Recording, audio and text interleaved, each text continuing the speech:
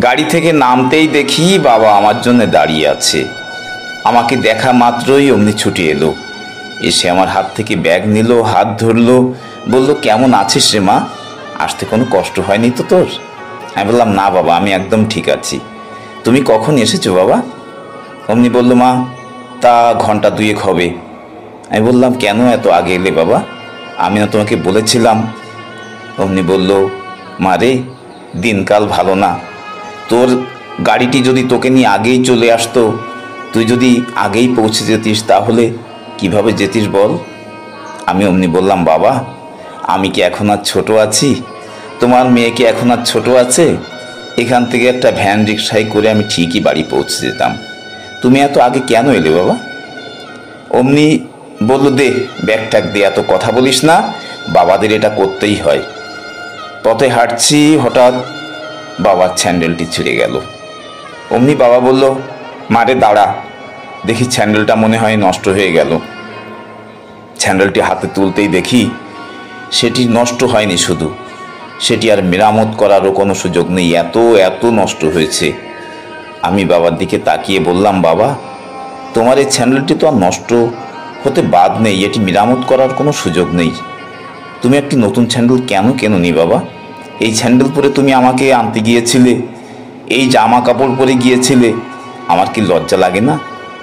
অমনি বলল, মা রে, জামা কাপড় পোশাক কখনো মানুষের পরিচয় বহন করে না। আমি যে তোর বাবা, এটিই তো তোর বড় পরিচয়, তাই না বল? অমনি হেসে উড়িয়ে দিল। আমি বললাম, বাবা নিজেকে আর এইভাবে লুকিয়ে রেখো না। গতবার আমি বাড়ি থেকে যাওয়ার সময় তুমি আমাকে দুজোড়া স্যান্ডেল জোর করে কিনে দিলে। কেন? আমার তো প্রয়োজন ছিল না, তুমি একটা স্যান্ডেল তো তখন কিনতে পারতে, পরেও কিনতে পারতে। অমনি বলল, মারে স্যান্ডেল কিনা যাচ্ছে কনে, তুই যখন বড় চাকরি করবি, যখন তোর বিয়ে হবে, তোরা যখন খুব ভালো থাকবি, তখন কি আর আমার জামা জুতো স্যান্ডেল এসবের অভাব হবে? তখন আমি পরবো, মন ভরে পরবো। অমনি বললাম, বাবা হেসে হেসে নিজেকে আর লুকিয়ে রেখো না, নিজের জন্য অন্তত কিছু করো, সবই তো আমাদের জন্য করলে, এভাবে আর নিজেকে লুকিয়ে রেখো না। আবারও হাঁটছি, বাবার হাতে ব্যাগ, ঘাড়ে ব্যাগ, এক হাতে ছাতি, আমার মাথায় ছাতি ধরে বাবা হাঁটছে। আমি বললাম, বাবা ছাতিটা আমাকে দাও। অমনি বলল, না রে মা, আমার হাতেই থাক, তুই কষ্ট করে এসেছিস, আমি তোকে নিয়ে বাড়িতে নিশ্চিন্তে পৌঁছে যেতে পারি সে ব্যবস্থাই তো করছি, এক পাশ দিয়ে হাঁট, দেখে শুনে হাঁট রে মা। বাড়ি পৌঁছে যেতেই বাবা নিজের অজান্তে শার্টটি খুলে দড়ির পরে রাখলো। আমার নজর গেল সেদিকে। দেখি বাবার শার্টের কলার ছিঁড়ে গেছে, কালো তিলে ধরে গেছে, দুটি বোতাম নেই শার্টের।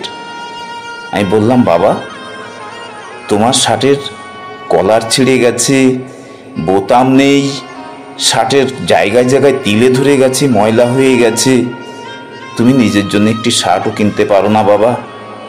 অমনি বলল, মারে আমার কি আর শার্টের অভাব? তাড়াতাড়ি গেছি তাই আর ভালো শার্ট পরা হয়নি, দেখি আমি বিকেলেই তোর মাকে বলবো বোতাম লাগিয়ে দিতে, শার্টটি পরিষ্কার করে দিতে।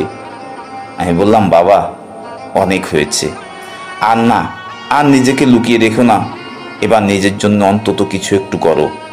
অমনি বাবা আমার হাত ধরে বলল, তুই কষ্ট করে এসেছিস, চল খেয়ে নিবি, দুইজন একসাথে খেয়ে নি। আমি বললাম, বাবা তুমি এখনো খাওনি? অমনি বাবা হেসে বলল, খাবো কখন রে মা, আমি না সাত সকালেই বেরিয়ে পড়েছি তোকে আনার জন্য। অমনি বললাম, বাবা তা তুমি তো কোনো একটি চায়ের দোকানে বসে দুটি বিস্কুট চা খেয়ে নিতে পারতে। অমনি বলল, মারে তুই পথে কষ্ট করে আসছিস আর আমি দোকানে বসে চা বিস্কুট খাবো, সেটি কি ভালো দেখায়? আমার তো খিদে লাগেনি, আমি আর তুই এখন চল দিব্যি খেয়ে নেব। আমি অবাক হয়ে শুধু তাকিয়ে থাকলাম বাবার দিকে। খেতে বসেছি, বলল, মা তুই চুপ করে বয়, আমি তোকে খাইয়ে দিচ্ছি। বাবা মাছের কাটা বেছে আমাকে খাইয়ে দিচ্ছে নিজের হাতে করে। বলল, সব মেয়েরাই তো বাবাদের রাজকন্যা, তুইও তো আমার রাজকন্যা রে মা, তোকে যদি আমি আগলে রাখতে না পারি তাহলে আমি কেমন বাবা রে বল? অমনি বাবাকে বললাম, বাবা এবার নিজে অন্তত দু এক গাল খাও, নিজের মুখে একটু খাবার তোলো, সকাল থেকে তুমি খাওনি। বলল, খাবো। তুই আগে খেয়ে নে, তুই খেয়ে একটু বিশ্রাম নে, আমি খাবো। আমি ভাবলাম পৃথিবীতে সব বাবারা মনে হয় এমনই হয়। আমার বাবা শুধু এমন না, প্রত্যেক বাবারাই মনে হয় এমনই হয়। বাবাদের জন্য শ্রদ্ধা, ভক্তি আমার দিন দিন যেন বেড়ে যাচ্ছে। পৃথিবীর সব বাবারা ভালো থাকুক, সুস্থ থাকুক, বাবারা দীর্ঘজীবী হোক। বাবাদের জন্যে আমরা যেন কিছু অন্তত করতে পারি সন্তানেরা।